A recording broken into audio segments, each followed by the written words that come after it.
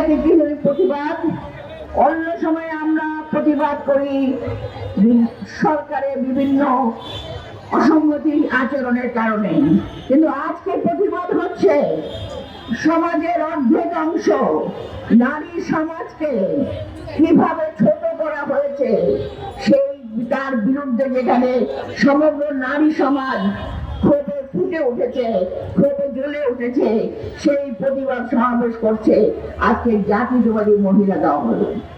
আপনারা দেখেন, আমাদের মনে হচ্ছে বর্তমানে এই নির্বাচন আবহে আমরা কিছু কথাবার্তা, কিছু প্রচারণার মধ্য দিয়ে আমরা যেটা দেখতে পাচ্ছি সেটা হলো আমরা যেন আবার সেই অন্ধকার যুগে ফিরে যাচ্ছি। বিশেষ করে নারী সমাজকে যখন এক সময় কন্যা শিশু জন্ম নিলে হত্যা হতো, যে সময় নারীর কোনো মর্যাদা ছিল না, হযরত মুহাম্মদ সাল্লাল্লাহু আলাইহি ওয়াসাল্লাম এসে যিনি প্রথম নারীর মর্যাদা দেন, সেই সময়কে বোধহয় আমরা আবার সেই অন্ধকার গহ্বরে ফিরে যাচ্ছি। একটি দল, যেটা ধর্মের দল বলে যারা বিভিন্ন প্রচারণায় করে বেড়াচ্ছেন, সেই জামাত ইসলামের আমরা বলবো তিনি অত্যন্ত উচ্চ শিক্ষিত একজন ব্যক্তিত্ব। তার মুখ দিয়ে নারী সমাজের বিরুদ্ধে যে কথা বসেছে আমরা প্রতিবাদ করছি। শুধু প্রতিবাদ নয়, আমরা নিজেরা লজ্জিত হচ্ছি।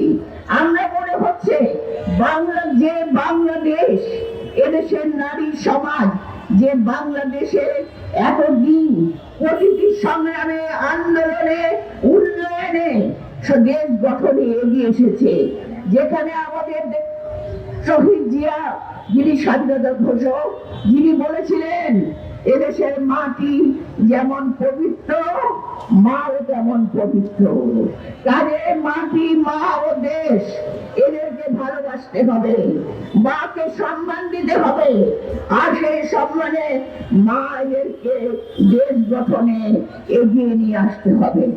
তাই তিনি প্রথম নারী সমাজকে এগিয়ে নিয়ে এসেছিলেন বিভিন্ন কর্মসংস্থানের মাধ্যমে, সংসদে প্রতিনিধিত্ব বাড়িয়ে। আপনারা দেখেছেন তারপরে দেশের একটি বেগম খালেদা জিয়া কিভাবে দেশকে মেয়েদের শিক্ষা দিয়ে, মেয়েদের কর্মসংস্থানের ব্যবস্থা করে, এই গ্রামীণ অর্থনীতিতে মেয়েদের অবদান দেখে কিভাবে দেশকে একটা উন্নয়নের দিকে নিয়ে গেছিলেন।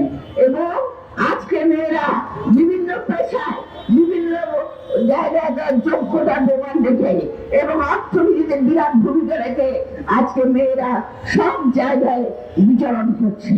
সেই মেয়েদের চলা বন্ধ করার জন্য আজকে নানা রকম আজে বাজে কথা হচ্ছে।